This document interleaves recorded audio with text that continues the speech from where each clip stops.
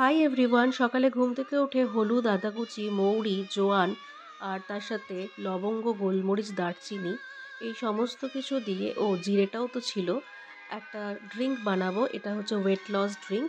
এটাকে খুব ভালো করে অনেকক্ষণ ধরে ফুটিয়ে ছেঁকে নিয়ে তারপরে সকালে খালি পেটে খেলে বেস্ট রেজাল্ট পাওয়া যায়। আগের বছর এটা খেয়ে আমি প্রচুর ওয়েট লস করেছিলাম। তারপর ব্রেকফাস্ট এই সমস্ত করে সুমন বেরিয়ে গেল। আর আমার না কিছুই ভালো লাগছে না। সুমনের জন্য সকালে উঠতে হয়, আর রাতে ঠিকমতো ঘুম হয় না। তো ও বেরিয়ে যাওয়ার পরে আম খেতে খেতে ভাবলাম একটু নোটস তৈরি করি, তাতেও মন বসলো না। বসলাম মীরের গলায় শুনতে দেহান্ত শরদিন্দু বন্দ্যোপাধ্যায়ের, কিন্তু এটা আমার এমন কিছু রোমাঞ্চকর গল্প মনে হয়নি। তাই আবারও ভাবতে বসলাম পুজোর সময় কি পরবো না পরবো নিয়ে। ভেবেছিলাম পুজোয় তেমন বিশেষ কিছু এবার কেনাকাটি করব না, টুকটাক তো কেনাকাটি সবসময় করি। তার মধ্যে পুজোর মধ্যে ঘুরতে যাওয়ার প্ল্যান ছিল। আমাদের দশমী অবধি ছুটি থাকে, আমি জানতাম পরে আর ছুটি পাবো না, কিন্তু ফাইনালি কালকে ছুটি পেয়ে গেছি। তো বিয়ের পরে প্রথম পুজোটা নিজের জায়গাতেই, নিজের বাড়িতেই কাটাবো।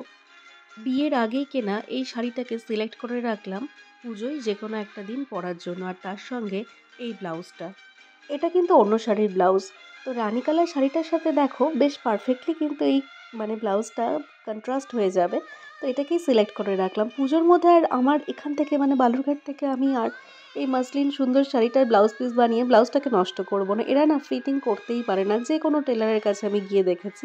অ্যাকচুয়ালি আমার শিলিগুড়ি থেকে বানিয়ে ব্লাউজ পরার অভ্যাস সেই কলেজ লাইফ থেকে। ওখানকার রূপশ্রী টেলার থেকে আমি বানাই, অসাধারণ বানাই। তো ভাবলাম পুজোর সময় যখন শিলিগুড়িতে যাব, আফটার পুজো, তো তখন অনেকগুলো শাড়ির ব্লাউজ নিয়ে যাবো আর একসাথে বানাতে দিয়ে আসবো, মনের মতো হবে। আর এই ব্লাউজটাও কিন্তু শিলিগুড়ি থেকেই বানানো, আগের বছর বানিয়েছিলাম। চলো বাই বাই বললে কি করে হবে, আর একটু শুনে যাও। তোমাদের সাথে গল্প করতে করতে ব্রেকফাস্টটা কিন্তু আমি প্রায় শেষ করে ফেললাম, পাস্তা বানিয়েছিলাম। আর এখন যাব আমি ফ্রেশ হয়ে রেডি হয়ে কাজে। পুজোর একটা দিনের সাজগোজ আর তার সঙ্গে উপরি পাওনা হিসাবে ফ্যাট লস ড্রিঙ্কের রেসিপিটাও শেয়ার করলাম। এখন বেরোই কাজে, বৃষ্টি আসছে।